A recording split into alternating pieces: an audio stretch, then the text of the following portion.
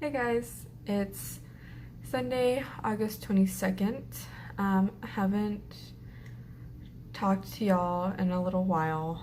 The last few days have been really crazy just with, moving into a new apartment, unpacking, trying to get situated and all that. So, we're finally starting to get some kind of semblance of moved in. Might do some kind of like apartment tour once we look kind of more put together. Right now we still look kind of like a mess, but we're getting there. But classes start on Wednesday, so my game plan for today was just to try and get as much of my reading done as possible. I have to read 4 cases for property this week. We only have property 2 times this week. I have property Wednesday and Thursday, but I have to read 4 cases for that class. So, finished 1. I think it went well. I'm gonna try and brief it later tonight. And I tried to stick to a highlighter system that I came up with earlier this week. And I think it went really well, so I'm going to see how it goes with these other few cases. And then I'm currently in the middle of doing my legal writing reading, but I wanted to take a quick little break and just hop on and talk to y'all for a little bit while I still had the natural light. So I have most of my textbooks already. I'm still missing one, but I kind of wanted to show y'all what like my textbooks are consisted of, just because it is like a little bit of like everything. So, so the more traditional version of like textbooks that you'll probably see in like movies about law school or like TV shows about law school are going to be case books. So this is my torts casebook. She's thick. I took a gamble on this one, and I rented it. I also rented my criminal law casebook. I think the general rule for law students is, you try to avoid renting your casebooks just because you never really know what you're gonna get. Sometimes they come out looking really nice, and sometimes they come full with like highlighters and like note marks. So I kind of gambled, not really sure what I was gonna get. The good news is my torts one came out looking really nice. If we kind of like flip through here real quick, not like much markings, if at all. The pages look really clean, really nice. So this one was a win. I also rented my criminal law book. Not as much of a win. It's not bad. It's not great. You can kind of see like it's worn and the cover's kind of peeling.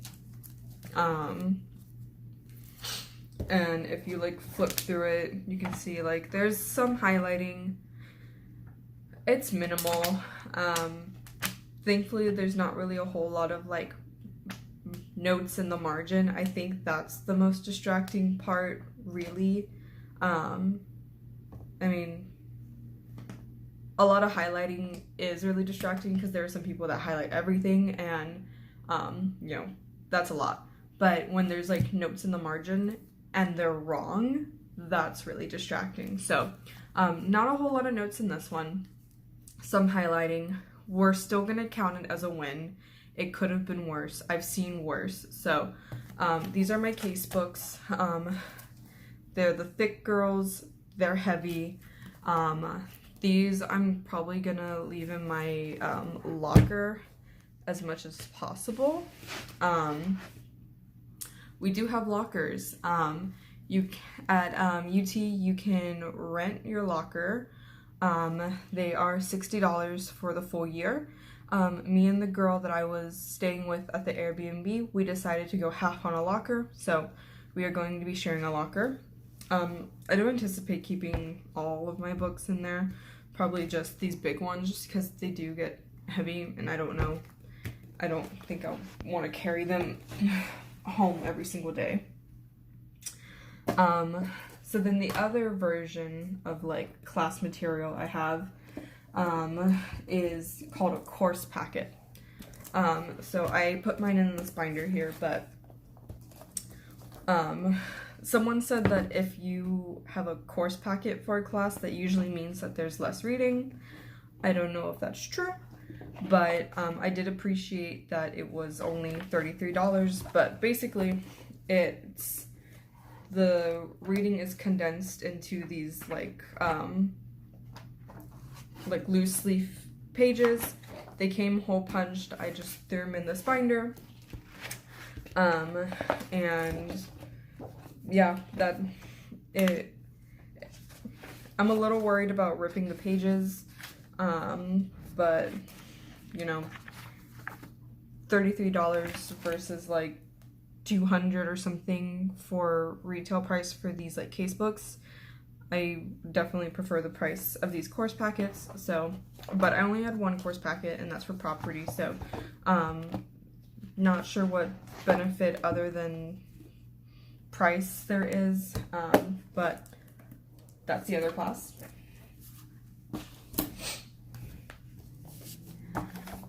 And then for my legal writing class, I'm still missing one book. I'm missing my blue book, which is kind of like the citation manual for legal writing. But I have all my other ones, and I was kind of in the middle of doing this researching in the law. So far it's kind of just breaking down the different authorities of law, the different weights of the law, you know, who gets more authority, who has higher weight, things like that. Honestly, it kind of seems pretty self-explanatory so far, but also I have a little bit of experience, at least with the like court system. You know, I was a criminal justice minor. I did internship in like a courthouse, so I am at least familiar with the structure of the court systems, which is kind of what this is like going over. So it's self-explanatory to me, but I understand that not everybody has those experiences, so you know, and you could always use a refresher. And then the next reading I'll have to do is in this book, Lawyer Rights. Definitely going to be more writing based. Let's see, it's gonna, first chapter, how attorneys communicate. Next chapter, sources and systems of the law. So yeah, it looks like this first week we're really going to be hammering in sources and systems of the law, but everyone needs a starting point, so I'm not mad that we're starting here. And then oh look, this is my professor. This is his book. He said that when he like grades our papers and stuff, he's going to be referencing this book. So he said you didn't need to get the like print version, that there was a PDF version, but it was only a few bucks, and I'm more of a hard copy person anyways, so. And then green book, so like how I mentioned, the blue book was the citation manual for legal writing. Green book, kind of the same thing, but I think it's specifically for Texas, so might probably end up using both at some point in my career, so just got it anyways. Yeah, so that's it as far as like books. Real quick, I'll kind of want to show y'all the like highlighting system that I came up with. So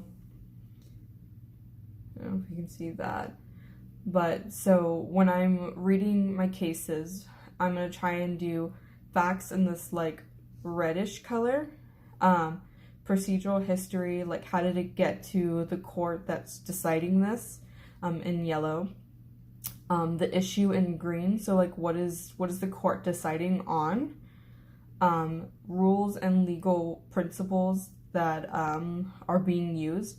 I know I spelled principles wrong, I'm sorry, please don't judge me. Results and holdings, so what is the result of this case? A little hint, results in holding should answer the issues.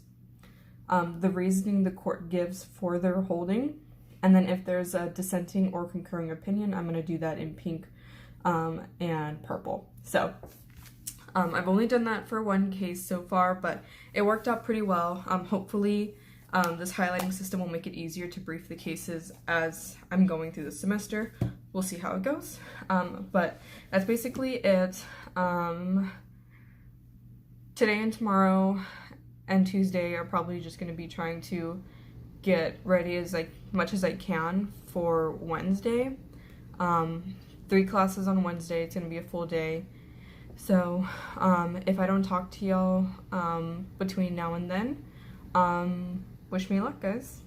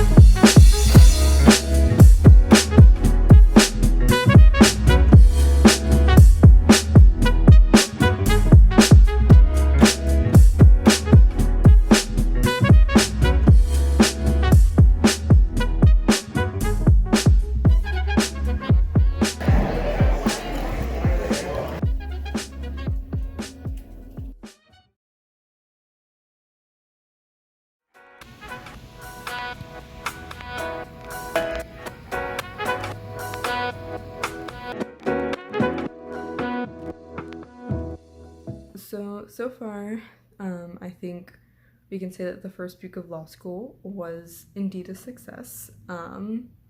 Criminal law is so much fun, and I think that's just because I really like criminal law. Like I've mentioned, I studied it in college, so kind of just brushing off those old gears, getting them running again. I'm having a good time there. And then my legal writing class, it's not bad, it's not exciting, but I hate it, love it, can't be a lawyer without it, so we press on. Thankfully the readings for that one aren't too terrible, even if it is kind of like a longish looking chapter, like 20 something pages. They usually have pretty thick margins, big text, the material isn't as dense as like case law. It's kind of just like, here's how to write a memo, here's what a citation is, here are let's go over the difference between primary and secondary sources, or binding and non-binding, or things like that. So it hasn't been too terrible. We have our first assignment, actual assignment due on Friday. It's a practice discussion, just to kind of get us introduced to how to write a discussion in a memo. So it's not, at first it was kind of stressful, I don't know how to write this, but he was like, yeah, of course you don't know how to write it because it's only your second week of law school. That's not the point. The point is just to try it, and then I'll correct it, and then I'll give it back to you, and you'll correct it, and then you'll get full points. And so I was like, oh, okay. So he's not expecting us to know how to write it, it's just to start somewhere, which I appreciate. But that's the only class that we have assignments in.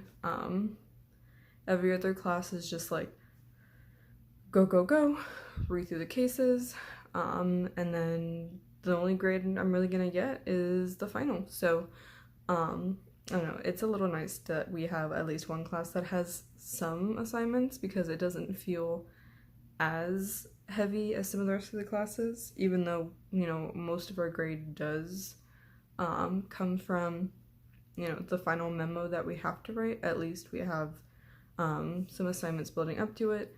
I don't know, I think it just kind of brings a sense of like normalcy that, you know, we're really used to from undergrad. But maybe that's just me.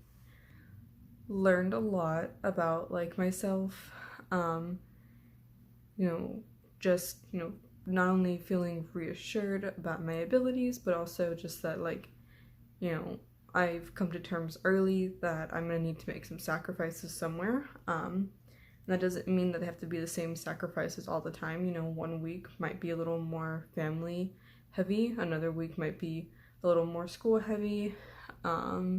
So, you know, we will tackle those battles as they come and just keep pressing on. So, I will talk to y'all very soon, and thank you again for watching my first week of law school.